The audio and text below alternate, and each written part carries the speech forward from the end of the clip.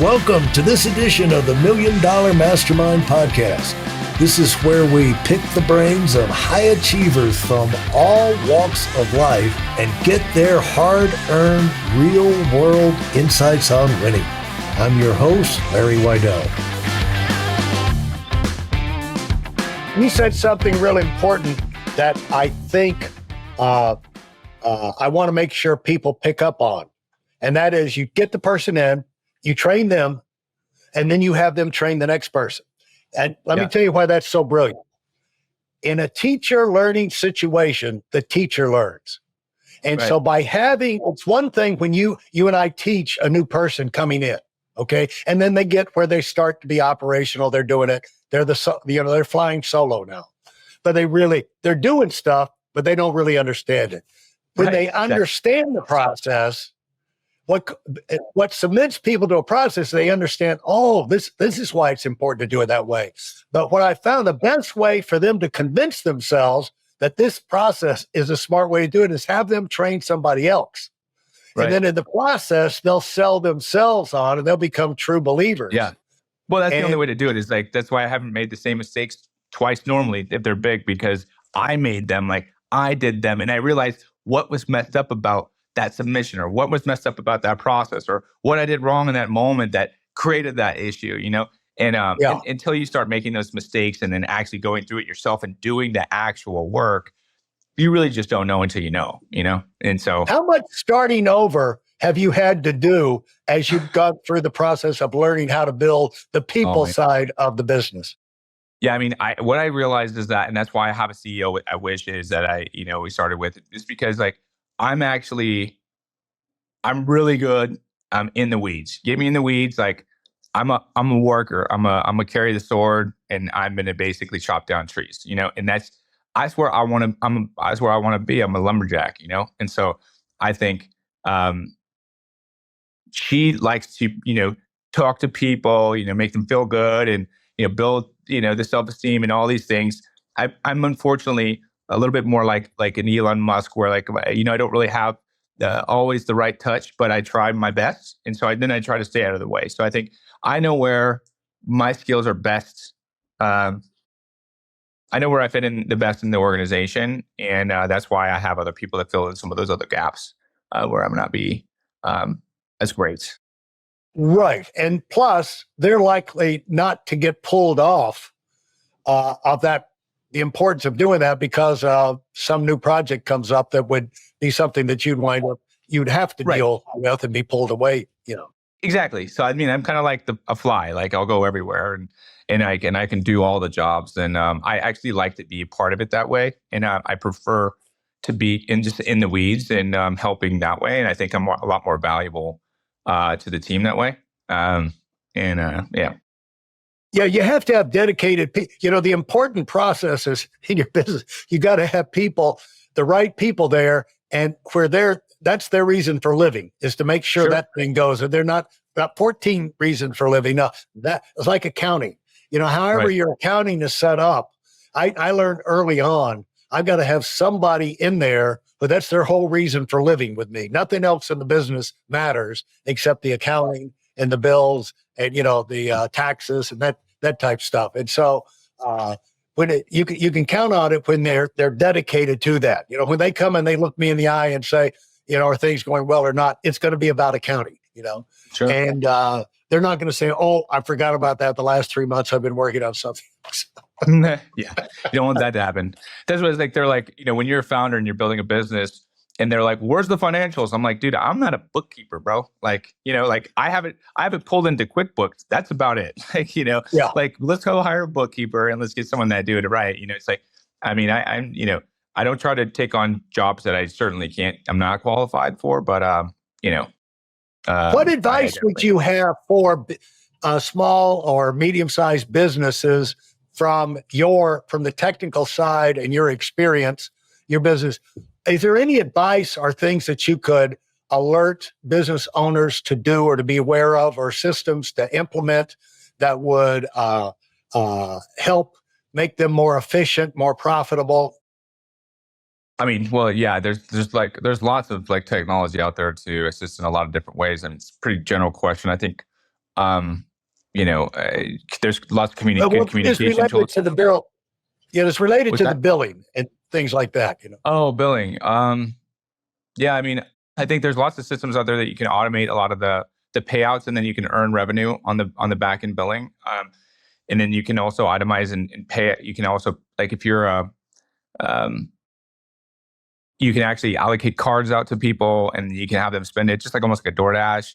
I mean, there's lots of things that you can do to actually um, to be like more on the ground. Whether you guys are construction or you're what do they call it. Uh,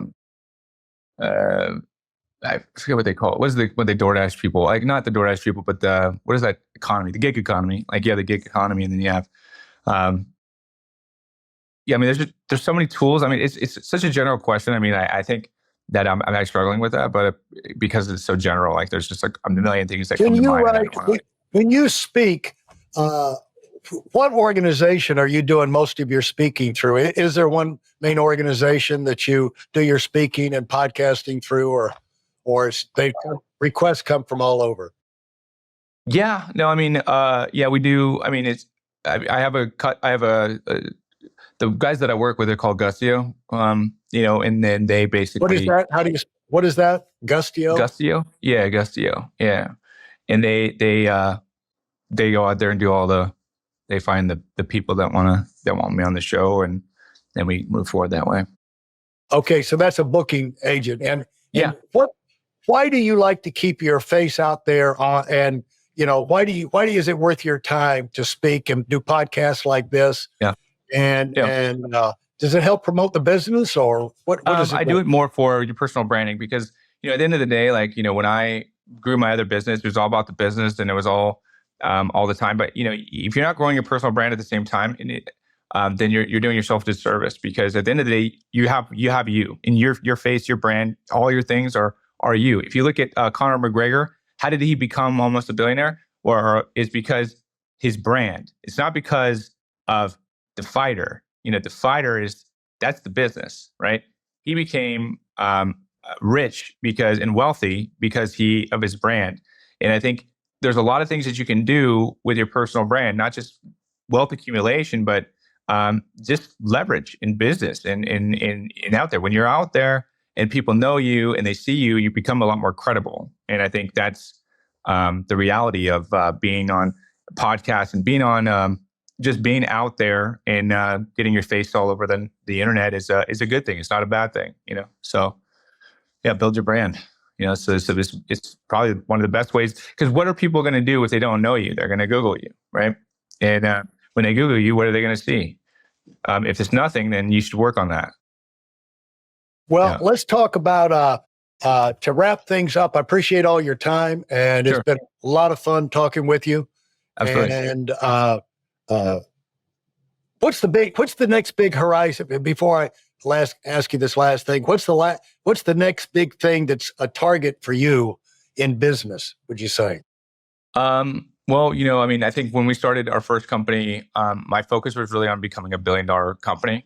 Now my focus is on helping 1 billion people. So, wish is we want to be able to help and inspire and grow the communities like all over the country, and really, provide the transparency that donors have been looking for a long time. And I think you have the ability to change the world. It really just has the ability to like leave a lasting legacy that will be around long after I'm gone. So if someone's out there and they've got a situation that they think that they would love to have that transparency in and like to get it going early rather than late, what should they do? They should come on our wait list. So yeah, we can come on our wait list. We're super, super close to launch. Our wait list, you can join it at wishes.inc. Whether you're a wisher or a nonprofit or you're a donor, you can go on there and get on the wait list. We have thousands of people on the wait list and that are waiting to go live, and we're super close. And we'll keep you in the loop once you're on the wait list. Then we'll just get back in touch with you on a consistent basis to let you know what's going on and how close we are and what's next. So okay, thanks so much. Chase, I like to give our guests the last word. And do you have a final comment or or thought that you'd like to leave our listeners with before we wrap it up? Yeah, I mean, I think what I like to say is like, the world is crazy, life is crazy. You never really know what's going to happen. You can have your whole life planned, but then, you know, something instantly changes your whole future. And no matter what happens, you have the ability to bounce back, and you have the ability to be and do what you want to do. And I think that as long as you keep taking steps forward, no matter how little or how big, that you always have a chance. You always have a chance to win. And so, as long as you have a chance, then there's a reason to keep on going forward. Great, great advice. Thanks so much, Chase.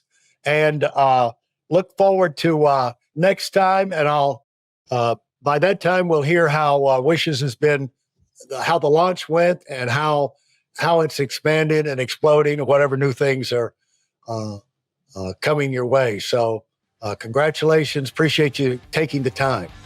Awesome. Thank you, man. Look forward to it. Okay. Goodbye. Thanks for listening to the $1 Million Mastermind. If you felt there were any valuable takeaways from this episode, please take a minute and leave us a 5-star review. Your feedback is important and really helps us get the word out to a wider audience. Remember, we have a valuable webinar that is absolutely free. Register for it right now at whitealumwinning.com. Thanks for listening.